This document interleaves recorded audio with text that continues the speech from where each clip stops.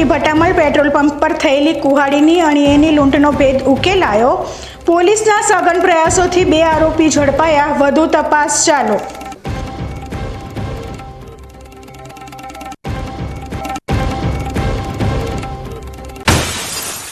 બનાસકાંઠામાં આકરી ગરમીનો પ્રકોપ યથાવત। પાલનપુરમાં છાશ વિતરણથી રાહત। ડીસામાં અચાનક પલટાથી તાપમાનમાં ઘટાડો।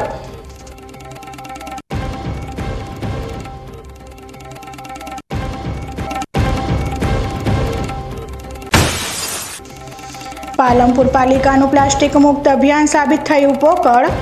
કરોડોના ખર્ચે પણ શહેર ગંદકીનું ધામ। હવે ઝાડુ પકડી ફોટો સેશનનો નવો ફતવો।